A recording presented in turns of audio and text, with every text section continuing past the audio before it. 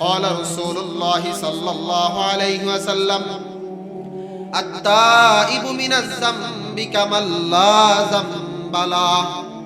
নবীজি সাল্লাল্লাহু আলাইহি ওয়াসাল্লাম বলেন, তওবাকারী এমন যে ব্যক্তি আল্লাহর কাছে তওবা করে, যে নিজের গুনাহের উপর অনুতপ্ত হইয়া রব্বুল আলামিনের কাছে শেষ রাতে উঠে চোখের পানি ছেড়ে কান্না করে, রব্বুল আলামিন ওই বান্দার ব্যাপারে রাসূলুল্লাহ সাল্লাল্লাহু আলাইহি ওয়াসাল্লাম বলেন, তওবাকারী ব্যক্তিটা এমন যেন মনে হয় কামাল লা যামবা লাহ, যে তার যেন কোনো গুনাহ ছিল না। বলেন সুবহানাল্লাহ। কোরআনে কারীমের মধ্যে আছে, আল্লাহ পাক রব্বুল আলামিন বলেন, বান্দা যখন তওবা করে ফিরে আসে তো রব্বুল আলামিন আসমানের ফেরেশতাদেরকে ডাক দিয়া বলেন, ফেরেশতারা আসমানকে সাজাও, জান্নাতকে সজ্জিত করো। ফেরেশতারা আসমান সাজায়, জান্নাতকে সাজায়। সাজানো হলে ফেরেশতারা আল্লাহ পাকের কাছে বলে, মাওলা কেন সাজাইলেন এই আসমান, কেন সাজাইলেন এই জান্নাত? রব্বুল আলামিন তখন ফেরেশতাদেরকে ডাক দিয়া বলে, আসলাহাল আব্দু মাওলাহু, আমার একজন হারিয়ে যাওয়া বান্দা আমার কাছে আসছে, আমার একজন হারিয়ে যাওয়া বান্দা আমার কাছে ফিরে আসছে রে, যে 365 দিনে একদিন ফজরের নামাজ পড়ে নাই, যে 70 বছর বয়স এখনো বিড়ি সিগারেট খায়, এখনো চা দোকানে আড্ডা দেয়, এখনো নর্তকীর নাচ দেখে, আমার এই বান্দা না আজকে আমার কাছে ফিরে আসছে, এজন্য আমি আসমান সাজাইলাম, এজন্য আমি জান্নাত সাজাইলাম। বলেন সুবহানাল্লাহ। তাহলে তওবাকারী ব্যক্তি কেমন? আল্লাহর কাছে ফিরে গেলে, গুনাহ ছাইড়া দিলে আল্লাহ পাক এই তওবাকারীর জন্য আসমান সাজায়, আল্লাহ পাক এই তওবাকারীর জন্য জান্নাত সাজায়। কি বলেন? তাহলে আমরা গুনাহ করছি তো অভাব নাই। কি বলেন? গুনাহ ছাড়া কেউ আছে এখানে? আমিও তো গুনাহ ছাড়া ব্যক্তি না, আমারও তো অনেক গুনাহ। এখানে সবচাইতে বেশি নাফরমান তো আমি, সবচাইতে বেশি নালায়েক নাখান্দা গুনাহগার তো আমি। তো আমি আল্লাহর কাছে তওবা করি, আপনারাও তওবা করবেন ইনশাআল্লাহ। আল্লাহ আমাদেরকে মাফ করে দেন। বলেন আমিন। আল্লাহ আমাদেরকে মাফ করে দেন। তওবা কিভাবে করব? চা ছিলেন আপনারা? চা, চা কি এটা বললে হয়? চা বানাইতে কয় জিনিস লাগে? একবারে স্বাভাবিক নরমাল চা হইলো 3টা জিনিস লাগে। কয়টা জিনিস ভাই? 3টা জিনিস, পানি, চা পাতা আর চিনি। এই 3টা জিনিস লাগবে না? এই 3টা জিনিস ছাড়া কি চা হবে? তো রব্বুল আলামিন বলেন, তওবা এটা শুধু তওবা মানে তওবা করা, তোবা তোবা এটা অনেক আছে না, একটা গুনাহের কাজ দেখলে তোবা তোবা তোবা, এটা কি হইছে? মানুষ এরকম করে না, এটার নাম তওবা না। তওবা হচ্ছে 3 জিনিসের নাম, কোথাও কোথাও আসছে 4 জিনিসের নাম। মনে রাখবেন, 1 নাম্বার তওবা, যেই গুনাহের জন্য আপনি তওবা করবেন সাথে সাথে গুনাহটা ছেড়ে দেওয়া। সাথে সাথে কি করা ভাই? গুনাহটা ছেড়ে দেওয়া। আমি নামাজ পড়ি নাই, আল্লাহর কাছে তওবা করতেছি, এখন আমি এই নামাজ পড়ব। আগে যে পড়ি না, এখন থেকে সিদ্ধান্ত আমি এটা পড়ব। টিভি দেখছি, এখন আমি টিভি দেখা বন্ধ, আর দেখব না, তওবা করব তো আমি এখন। 2 নাম্বার, এই যে গুনাহটা করলাম, গুনাহের উপরে লজ্জিত হওয়া। কি হওয়া? লজ্জিত হওয়া। 3 নাম্বার, ভবিষ্যতে কোনোদিন এই গুনাহ করব না বলে আল্লাহর কাছে ওয়াদা দেওয়া। 4 নাম্বার, যদি গুনাহটা অন্যের হক নষ্ট করা হয় তাইলে তার হকটাকে কি করা? ফিরিয়ে দেওয়া। হক না ফিরিয়ে দিয়ে আপনি তওবা করতেছেন, কোনো লাভ হবে না। জান্নাতি এমন অনেক ব্যক্তিকে আল্লাহ তাআলা জান্নাতের ফয়সালা করে দিবেন। এই ব্যক্তি জান্নাতের দরজার সামনে যায়া দেখবে জান্নাতের দরজায় তালা মারা। আল্লাহ আপনি না জান্নাতের ফয়সালা দিলেন, তো এখন যে দরজায় তালা মারা, আল্লাহ বলবে নিশ্চয় কোনো অসুবিধা আছে, খোঁজ করে দেখো। একটু পরে এক ব্যক্তি আইসা দরজা দাঁড়াবে, কিরে ভাই তুই আমার জান্নাতের দরজায় দাঁড়াইলি? কয় মনে নাই দুনিয়ায় যে আমার থেকে 100 টাকা হাওলাত নিছিলা, টাকাটা তো পরিশোধ করো নাই, মইরা গেলা, তোমার আপনজন আত্মীয় স্বজন কেউ পরিশোধ করলো না, এখন আমার 100 টাকার হিসাব দাও। এখন 100 টাকার হিসাব না দিয়া তুমি জান্নাতে যাইতে পারবা না। আগে আমার 100 টাকার কি করতে হবে? হিসাব দিতে হবে। বান্দা এবার 100 টাকার হিসাব, হাসরের ময়দানে টাকা পয়সার লেনদেন হবে না, নেক আমল, আমলের লেনদেন হবে। এই বান্দা এবার বলবে তোমারে কি করতে হবে? আমার একটা নেকির দরকার জান্নাতে যাইতে, এই একটা নেকি তুই আমারে দিয়ে দে। এ ব্যক্তি একটা নেকি দিবে, জান্নাতে যাইতে চাইবে, দরজায় তালা মারা, দৌড়ায় আল্লাহর কাছে যাবে, আল্লাহ জান্নাতের দরজাতে তালা মারা। আল্লাহ বলবে তোমার নেকের পাল্লায় আবার নেকগুলা দাও, গুনাহের পাল্লার মধ্যে আমার ওজন দাও। যখন ওজন দিবে এবার বান্দায় দেখবে হায় রে, নেকের পাল্লাটা তো হালকা হয়ে গেছে। ওই যে একটা নেক দিয়ে দিয়েছে, এজন্য নেকের পাল্লাটা কি হয়ে গেছে? হালকা হয়ে গেছে। এজন্য রব্বুল আলামিন বলেন, ও আমার বান্দারা, গুনাহ করতে করতে নিজের জীবনটাকে অন্ধকার করে ফেলেছো। জীবনে এমন কোন মুহূর্ত নাই গুনাহ করো নাই। আল্লাহ তাআলা বলে, যা গুনাহ করো না কেন আমি আল্লাহ তাআলার কাছে তওবা কর, আমি আল্লাহ তাআলা মাফ করে দিব। হযরত ওমর ফারুক রাদিয়াল্লাহু তাআলা আনহু মসজিদে নববীর মধ্যে রওনা দিছেন। পথের মধ্যে একজন যুবককে হযরত ওমর ফারুক রাদিয়াল্লাহু তাআলা আনহু কান্না করতে দেখতেছে। যায় বলতেছে, কিরে ভাই তুমি কেন কান্না করো? যুবক হাউমাউ করে কান্না করতেছে। ওমর ফারুক তার কান্না দেখে তিনিও কান্না করা শুরু করলেন। নবীজি সাল্লাল্লাহু আলাইহি ওয়াসাল্লামের কাছে তাকে যখন নিয়ে যাওয়া হলো, নবীজি সাল্লাল্লাহু আলাইহি ওয়াসাল্লাম বললেন, কি ব্যাপার তুমি কেন কান্না করো? বলে, ইয়া রাসূলুল্লাহ, ইয়া হাবিবাল্লাহ, ওগো আল্লাহর নবী, আমি একটা গুনাহ করছি, আমি আমার গুনার ভয়ে কান্না করি। কয়, তুমি যে গুনাহ করছো তোমার গুনাহ বড় না আল্লাহ তাআলার আরশ বড়? কয়, আমার গুনাহ বড়। আরে ভাই, তোমার গুনাহ বড় না আল্লাহ তাআলার কুরসি বড়? কয়, আমার গুনাহ বড়। তুমি কি কাউকে হত্যা করছো? কয়, না হত্যা করি নাই। কাহারোর সাথে আল্লাহর সাথে কাউকে শিরিক করছো? কয়, না শিরিকও করি নাই। তো তুমি হত্যাও করো নাই, শিরিকও করো নাই, তোমার এমন কি গুনাহ? কয়, ইয়া রাসূলুল্লাহ, ইয়া হাবিবাল্লাহ, আমি একটা চোর, আমি কাপন চুরি করতাম। কোন মানুষকে যখন কবর দেওয়া হতো, আমি কবর থেকে তার লাশ উঠায়া তার কাপনগুলো চুরি করে আমি দোকানের মধ্যে বিক্রি করে আমি আমার সংসার চালাইতাম। সম্প্রতি কালের একটা ঘটনা, একটা যুবতী মহিলাকে কাফনের কাপড় তাকে দাফন করানো হয়েছে। ওগো আল্লাহর নবী, আমি ওই মহিলার কবরটাকে খনন করলাম। কবর খনন করার পরে তার লাশটাকে আমি উঠাইলাম। লাশটা উঠায়া কাফনের কাপড়টা চুরি করার জন্য কাপড়গুলো যখন খুলতে আরম্ভ করলাম, যুবতীর চেহারার দিকে আমার নজরটা গেছে। যাওয়ার সাথে সাথে আমার খাহেসাত জন্মাইছে, আমার লালসা কাজ করা শুরু করছে। আমি যুবতীর সাথে জিনাহের কাজ করে ফেলছি, নাউজুবিল্লাহ। আল্লাহর নবী সাল্লাল্লাহু আলাইহি ওয়াসাল্লাম ওই যুবককে ডাক দিয়া বলতেছে, তুমি কত বড় গুনাহ করছো রে বান্দা, তুমি এত বড় গুনাহ করছো। এই কথা বলার সাথে সাথে যুবক দৌড়ায় পাহাড়ের চূড়ায় চলে গেছে। 40 দিন পর হযরত জিবরাইল আলাইহিস সালাতু ওয়াস সালাম আসছে। আয়েশা বলতেছে, ইয়া রাসূলুল্লাহ, ইয়া হাবিবাল্লাহ, আল্লাহ আমাকে পাঠাইছেন। কেন পাঠাইছেন? আল্লাহ পাক জানতে চায় মাখলুক কি আপনি বানান না আল্লাহ বানায়? কয়, আমি সহ সমস্ত মাখলুককে আল্লাহ তাআলাই বানিয়েছেন। আল্লাহ পাক জানতে চায় মাখলুককে রিজিক আপনি দেন না আল্লাহ তাআলা দেয়? বলে, আমি সহ মাখলুককে আল্লাহ পাক সমস্ত মাখলুককে রিজিক আল্লাহ তাআলাই দেয়। আর কি বলছে? কয়, আল্লাহ তাআলা গুনাহ মাফ করে না, আপনি গুনাহ মাফ করেন। কয়, আল্লাহ পাক গুনাহ মাফ করে। কয়, তাইলে যে যুবকটারে বইলা দিলেন তুমি অনেক বড় গুনাহ করছো। যুবকটা তো লজ্জায় পাহাড়ের চূড়ায় যে আজকে 40 দিন কান্না করতেছে। জান জান, আল্লাহ পাক ফয়সালা দিয়েছে, এই যুবক ওই 40 দিনের কান্নার তওবা আল্লাহ পাক রব্বুল আলামিন কবুল করে তাকে মাফ করে দিছে। সুবহানাল্লাহ।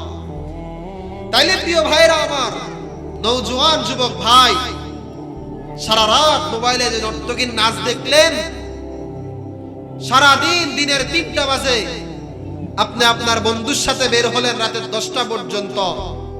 এমন অসভ্যের লগে আপনি বের হইলেন যে অসভ্য নিজেও নামাজ পড়ে না, আপনারও নামাজ পড়ায় না। হ্যাঁ, কি বলেন? আমাদের যুব সমাজ আজকে কোথায় চলে গেল? আমিও তো একজন যুবক মানুষ, আমি তো এমন ব্যক্তির লগে চলি না যাতে বিড়ি খায়। আমি তো প্যান্ট শার্ট পরি না লোকেদের সাথে আমি চলি না, খুব কম। টিভিওয়ালা চা দোকানে বসি না, বিড়ি খান্নার লগে আড্ডা দেই না, তা আমিও তো যুবক, মানে আমারও তো মন চায়। কি বলেন? গুনাহ কি আমাদের করতে মন চায় না নাকি আমি হুজুর দেখিয়া আমার কোনো গুনাহের খায়েশাত নাই? আছে না? তাহলে আজকে আমাদের যুবক ভাইয়েরা গুনাহের প্রতি কি পরিমাণ আকৃষ্ট, কি পরিমাণ আকৃষ্ট বলেন।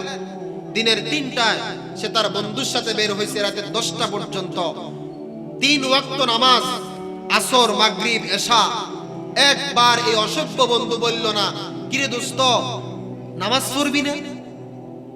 কিরে নামাজ পড়বি না তুই? আজকে আসর গেল, যোহর মাগরিব গেল, এশা গেল, রাস্তার পাশে মোবাইল একটা নিয়ে যে বসলাম, আর এই মোবাইল আর এই নর্তকীর নাচ দেখা শুরু করলাম, আমার নামাজ কই? মুরব্বীরা চা দোকানে বসে চা দোকানওয়ালার লগে একটা চুক্তি করছে, চা দোকানওয়ালার সাথে একটা চুক্তি করছে, আমি 3টা চা খামু, 3 ঘন্টা চা দোকানে বসবো। কি বলেন? আর তুই রেস্কিন খেলা লাগাবি, নর্তকীর নাচ লাগাবি টিভির মধ্যে, আমি এগুলা দেখবি। হায় হায়, 60 বছর 70 বছরের একজন ব্যক্তি কেমনে বিড়ি খায়, কেমনে চা দোকানে বসে আড্ডা দেয় বলেন? কেমনে চা দোকানে বসে আড্ডা দেয়? 60 বছরের একজন মানুষ, তার হায়া কই, লজ্জা কই আপনি বলেন? আমার শায়েখ হযরত মাওলানা আনিসুর রহমান আশরাফি সাহেব দামাত বারাকাতুহু হুজুর বলেন যে 60 বছরের একজন মানুষ যে বিড়ি খায়, আমার মনে হয় যে আল্লাহ তাআলাকে বুঝাইতেছে, আল্লাহ তাআলাকে বলতেছে, আল্লাহ আপনি দেখেন 60 বছর বয়স আমার চলে, আমি এখনো বিড়ি ছাড়া থাকতে পারি না, আমি এখনো আমার ধোঁয়া লাগে, এখনো আমার আগুন লাগে, সুতরাং আমি যখন মরমু কবরে আমার আগুনটাই দিয়ে, আমারে কবরে কি দিয়েন?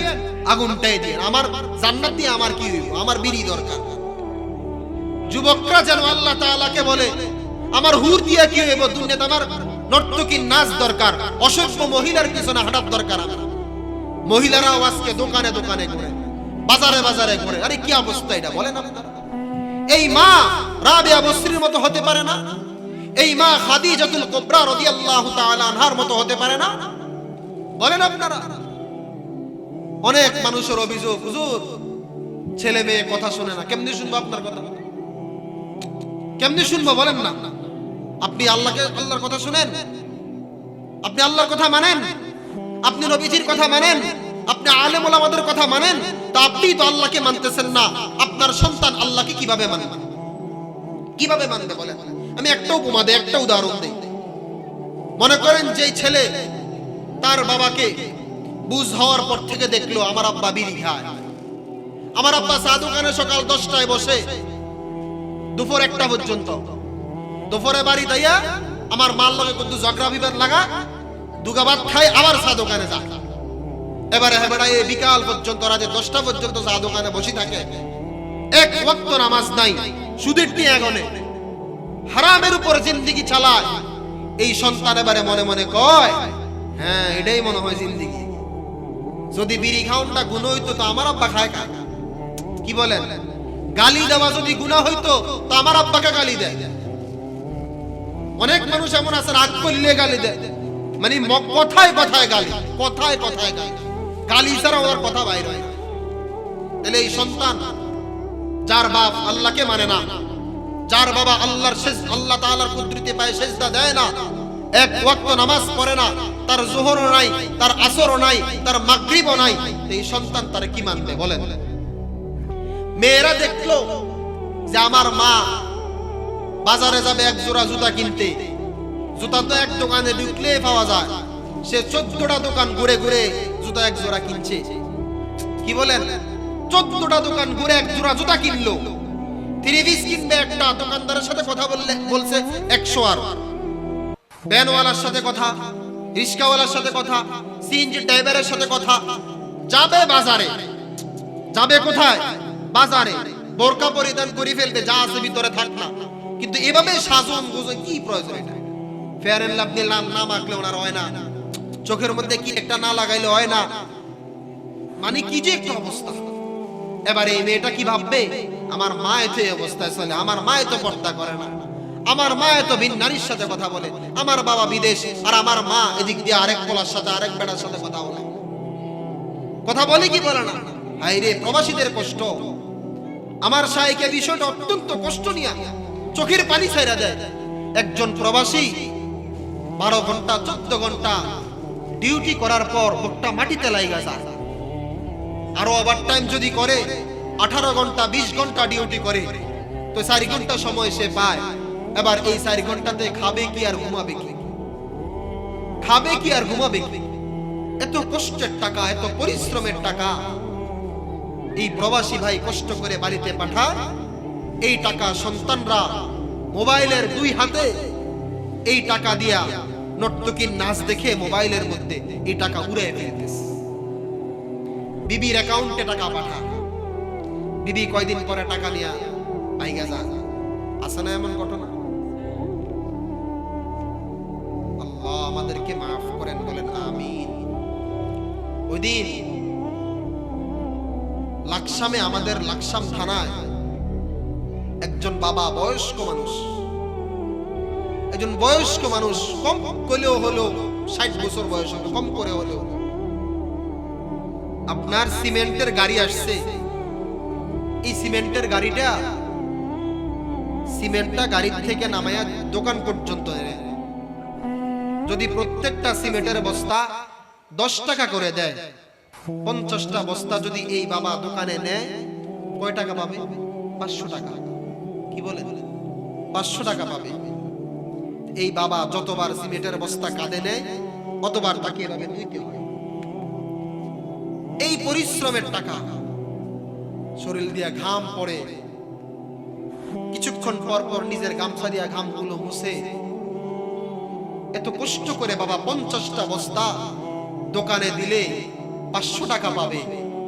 এই 500 টাকার জন্য তারে 50 বার মাজাটাকে বাঁকা করতে হয়েছে। এই বাবার পরিশ্রমের টাকা, 500 টাকা থেকে বাবা সন্তানরে 200 টাকা দেয়। এই 200 টাকা সন্তান মোবাইলে এমবি ঢুকায়া সারা রাত নর্তকীর নাচ দেখে, ভিন নারীর ছবি দেখে, ভিন নারীর সাথে অবৈধ সম্পর্ক করে কথা বলে এই টাকা ধ্বংস করে দিতেছে। এই টাকা ধ্বংস করে দিতেছে। হ্যাঁ, যার বাবা নাই সে বুঝে বাবা না থাকার যে কি কষ্ট। যার বাবা নাই সে বুঝে বাবা না থাকা কি জ্বালা। আজকে 4 বছর হয় আমার বাবা দুনিয়ায় নাই।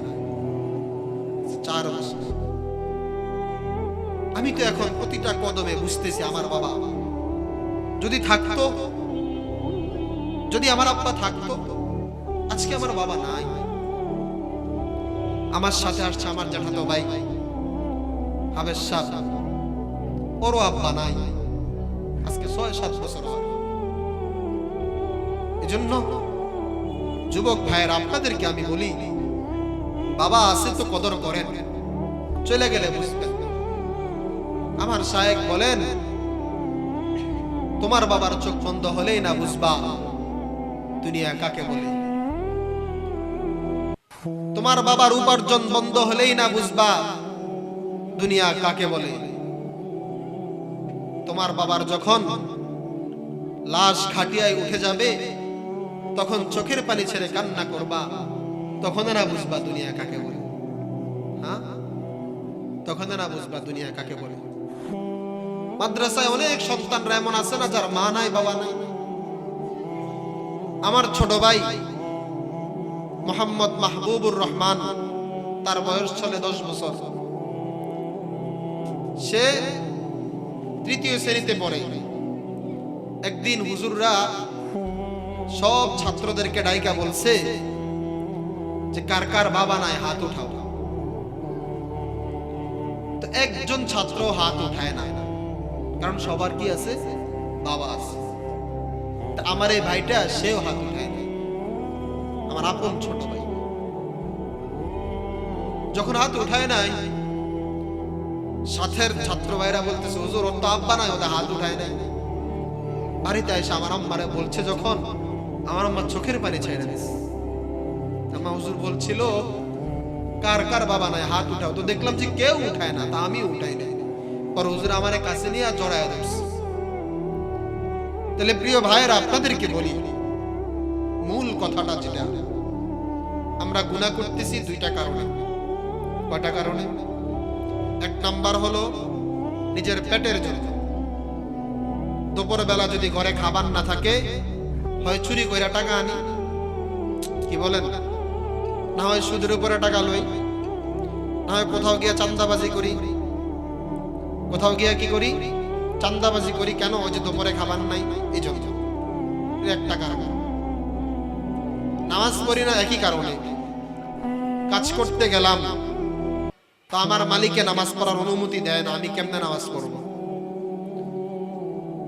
তাইলে পেটের কারণে এক নাম্বার আমরা গুনাহ করি। কিসের কারণে ভাই?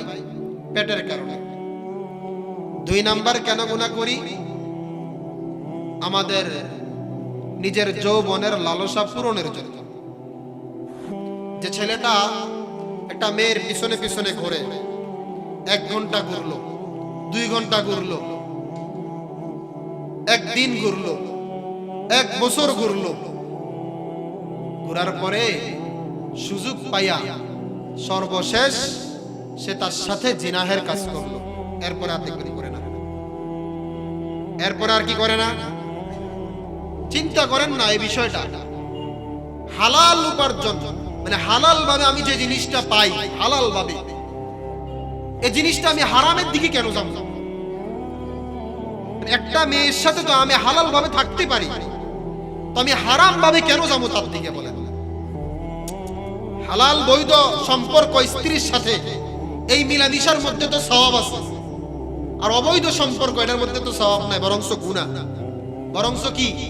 গুনাহ। তাহলে হালাল ভাবে একটা জিনিস যদি পাওয়া যায়, এটা হারামের মধ্যে কেন আমি যাব? কেন আমি অযথা একটা নারীর পিছনে পিছনে ঘুরব? আমাকে কি কবরে যাইতে হবে না? আমাকে কি মরতে হবে না? আমাকে কি মৃত্যুবরণ করতে হবে না? দেখেন না রাস্তায় কত লাশ, প্রতিদিন কত মানুষের জানাজা, কত মানুষের জানাজা প্রতিদিন। যে ব্যক্তির বয়স 60 বছর চলে, আপনি চিন্তা করেন না আপনার জীবনে কি আপনি মাত্র 60টা জানাজা নিয়ে পড়ছেন? ভাই, মাত্র 60 না 100 না আরো বেশি? হিসাব ছাড়া জানাজা পড়লাম, তো এই জানাজায় কি শিখলাম? আমি আর আপনি কি বুঝলাম, কি শিখলাম? একটা লাশ আমার সামনে এভাবে শুয়ে রইল, এই লাশ দেখে আমি ইবরত হাসিল করার কথা যে আমি এখানে ঘুমাইতে হবে, আমিও এখানে শুইতে হবে। এটা না করে আমি আর আপনি কি করি? 10:30টায় যদি জানাজা হয়, 10টা 40 45 বাইজা গেলে কিছু মানুষের এই পরিমাণ অস্থিরতা, আরে মিয়া 10:30টা জানাজা কইলে এখন 40 বাজে, 45 বেজে গেছে, এখনো জানাজার নামাজে দাঁড়াইলা না। মানুষের কি সময়ের দাম নাই? আমাদের কি ব্যস্ততা নাই? আল্লাহর কসম, যে ব্যক্তি এখানে শুয়ে আছে সেও তো গতকালকে ব্যস্ত ছিল। কি বলেন? আরে ভাই, সেও তো ব্যস্ত ছিল গতকালকে। এখন না তার জানাজা, এখন না তার লাশ, এখন না তার এই অসুস্থতার এই মৃত্যু, একটু পরে তাকে কবরে দেওয়া হবে। একটু পরে তাকে কোথায় দেওয়া হবে? জীবনে কোথাও দেখছেন যে কাহারো মৃত্যুতে একটা সিএনজি রাস্তায় চালা বন্ধ হয়েছে? হয়েছে নি? কাহারো বাবা মারা গেছে, ওই সন্তানরা খাবার বন্ধ করছে নি? এই জন্য আমার শায়েখ মাওলানা আনিসুর রহমান আশরাফি সাহেব বলেন, তোমার আমার মৃত্যুতে সিএনজি চালাও বন্ধ হবে না, রাস্তার গাড়ি চলাও বন্ধ হবে না, বন্ধু বান্ধবের আড্ডাও বন্ধ হবে না। তুমি আমি শেষ হয়ে গেলাম, আমি মরে গেলাম আর কি। কিন্তু সিএনজি চলাও বন্ধ হয় নাই, গাড়ি চলাও বন্ধ হয় নাই, খাবারও বন্ধ হয় নাই। আপনি যার সাথে চলেন, বন্ধু বান্ধবদের সাথে আড্ডা দেন, একবার তাদেরকে ডাক দিয়া বলেন তো, দোস্ত আমার যদি পাওড়া ভাঙ্গে, তুই আমার এই পাও ভাঙ্গার কষ্টে এক বেলা খানা বন্ধ করবি না। আমি যদি মইরা যাই, দুপুর বেলা দুপুরে খানাটা অন্তত তুই বন্ধ রাখিস, রাতের খানাটা বন্ধ রাখিস। আমার কষ্টে, আমার মৃত্যুর শোক সহ্য করতে না পেরে ওই বন্ধু বলবে, এগুলো বুঝি কথা? তুই বললে মরছত, আমি তোর এই মরার কারণে আমি আমার খানা বন্ধ করে দুনিয়া তার কোনো কিছু পাইছিস না। এজন্য প্রিয় ভাইরা আমার, মৃত্যুকে বেশি বেশি স্মরণ করেন। নবীজি সাল্লাল্লাহু আলাইহি ওয়াসাল্লাম বলেন, কাফা বিল মাউতি ওয়াইজা, মৃত্যুর কথা বেশি বেশি স্মরণ করো, মৃত্যুর কথা বেশি বেশি স্মরণ করো। নবীজি বলেন, কাফা বিল মাউতি ওয়াইজা, ওয়াজ নসিহত জীবনে বহুত শুনছেন, কিন্তু একজন ব্যক্তির জন্য সবচাইতে গুরুত্বপূর্ণ ওয়াজ হলো মৃত্যুর ওয়াজ। মৃত্যুর ওয়াজ কোরআনে কারীমের মধ্যে আছে, আল্লাযী খালাকাল মাউত ওয়াল হায়াতা লিয়াবলুয়াকুম আইয়ুকুম আহসানু আমালা। রব্বুল আলামিন বলেন, আমি আল্লাহ পাক রব্বুল আলামিন সর্বপ্রথম মৃত্যুটাকে সৃষ্টি করলাম। আমি আল্লাহ পাক রব্বুল আলামিন আগে হায়াত, আগে একজন মানুষের জীবন এ কথা বলে নাই। কেন বলে নাই? রব্বুল আলামিন বলেন, আমি আল্লাহ পাক রব্বুল আলামিন সর্বপ্রথম তোমার মৃত্যুটাকে সৃষ্টি করলাম। একবার চিন্তা করেন তো, আমার আপনার যদি মৃত্যু হয়ে যায়, আমার আপনার চোখ বন্ধ হয়ে গেল, একটু ভাবেন তো, মুরাকাবায় চলে যান। আমি আর আপনি মৃত্যু বরণ করে ফেলেছি, আমার পাশে আমার স্ত্রী ঘুমানো, আরেক পাশে আমার একটা সন্তান ঘুমানো। এই অবস্থায় আমি মরে গেলাম। সকালবেলা যখন সন্তান ঘুম থেকে উঠছে, স্ত্রীও ঘুম থেকে উঠছে, উইঠা আমার হাত দিয়া ধরে দেখতেছে আমার হাতটা বরফের মতো ঠান্ডা হয়ে গেছে। স্ত্রী একটা চিৎকার দিয়ে কান্না করবে আর বলবে, আমার স্বামী আর দুনিয়াতে বেঁচে নাই। সন্তানরা আমাকে ধরে বলবে, হায় রে, আমার আব্বা তো দুনিয়া থেকে বিদায় নিয়ে চলে গেছে, আমার আব্বা লাশ হয়ে গেছে, আমি কাকে আব্বা বলে ডাকবো? একবার ভাবেন, একবার চিন্তা করেন ভাই, আমি কেমনে বললে আপনাদের কি বুঝাইতে পারি বলে? আমি মূলত এটাই বলতে চাইতেছি, গুনাহ ছেড়ে দেন, গুনাহ ছেড়ে দেন, গুনাহ ছেড়ে দেন। মরতে হবে আমাকে, আমাকে কবরে যাইতে হবে। প্রত্যেকটা গুনাহ আগুন। বলেন, প্রতিটা গুনাহ কি আগুন? কেউ খাইতে পারেন? আগুন খাওয়া সম্ভব? প্রতিটা গুনাহ আগুন, এক একটা গুনাহ এক একটা আগুন। নবীজি সাল্লাল্লাহু আলাইহি ওয়াসাল্লাম বলেন, গুনাহ মানুষের, প্রত্যেকটা গুনাহ মানুষের 5টা ক্ষতি করে। তার মধ্যে আমি একটা কথা বলবো, একটা ক্ষতি নিয়ে আলোচনা করব। শুধু একটা ক্ষতি হচ্ছে, এই গুনাহ তার শরীরকে দুর্বল বানায় দেয়। গুনাহ মানুষের শরীরকে কি করে? দুর্বল বানায় দেয়। দেখবেন একটা যুবক ভাই গুনাহ করতে করতে তার অবস্থা এমন হয়েছে, এখন সে যদি ফ্যান এডারে আপনার দড়ি দিয়েও বাঁধে, এই ফ্যান এডার কোমরে থাকে না। কিরে ভাই, তোর ফ্যান যে পড়া যায়, ওই যে মাজা ক্ষয় করে ফেলছে। নর্তকীর নাচ দেখতে দেখতে, গুনাহের সরঞ্জাম দেখতে দেখতে, টিভি দেখতে দেখতে চুলগুলো রাখছে যুবকরা কিসের মতো বলেন? এটা কোন ধরনের সুন্নত? নবীজি সাল্লাল্লাহু আলাইহি ওয়াসাল্লাম হাতের নখ কাটার একটা সুন্নত আছে। কিভাবে নখগুলো কাটতে হবে, চুল কিভাবে কাটতে হবে, দাড়ি কিভাবে রাখতে হবে, মুছ কিভাবে কাটতে হবে, প্রত্যেকটা সুন্নত আছে না? তো যে যুবক ভাই দাড়ি রাখে না, যে মুরব্বী দাড়ি রাখে না, যে যুবকের চুলগুলো উল্লুকের মতো, তারে জিজ্ঞেস করেন না যে ভাই তোর এই চুলটি কে এই সিস্টেম দিছে? হে কি বলবে? যে সেলুনের নাফিদ বলছে আমার এমনি কাটতাম। সে এই চুলের উপর 1 মাসও টিকে না। বুঝেন নাই কথাটা? 1 মাসও এই চুল হাতেতেই ভালো লাগে না। কিরে ভাই, গত সপ্তাহ গত মাসে দেখলাম তোর চুল এগুলো ইন্ডিয়া বড়, ইন্ডিয়া ছোট, এখন যে ইন্ডিয়া ছোট ইন্ডিয়া বড়, ভাল লাগে না। আগেরটা কি লাগে না? ভাল লাগে না। ভাল লাগবো কেমনে? নবীজির সুন্নতের বাহিরে কোনো কাজ ভালো লাগবে বলেন? মেসওয়াক করা সুন্নত, এই সুন্নতের বাহিরে যদি আমি চলি ভালো লাগবে? লাগবে না। দস্তরখান বিছিয়ে খাওয়া সুন্নত, দস্তরখান ছাড়া খাবার খেলে খাবারে তৃপ্তি আসবে না। পানি বসে খাওয়া সুন্নত, দাঁড়ায় খাইলে এই পানি খাওয়ার মধ্যে কি আসবে না? তৃপ্তি আসবে না। দাড়ি রাখা সুন্নত বলে ফতোয়া চালায় দেয় অনেক মানুষ। দাড়ি রাখা ফরজ, দাড়ি রাখা ওয়াজিব, দাড়ি রাখতে হবে, ফরজের উপর আমল করতে হবে। সুন্নত বলে আপনি চালায় দিলেন, এই হবে না। সুন্নত বলে চালায় দিলে কি হবে না? আল্লাহ পাক আমাদেরকে গুনাহ মুক্ত জিন্দেগি দান করেন, বলেন আমিন। আল্লাহ পাক আমাদেরকে নবীজির সুন্নতের উপর আমল করে নিজের বাকি জীবন চালানোর তৌফিক দান করেন, বলেন আমিন। সর্বশেষ, বর্তমান যে সমাজ, আমাদের যে অবস্থা, আমার আলোচনা কিন্তু শেষ।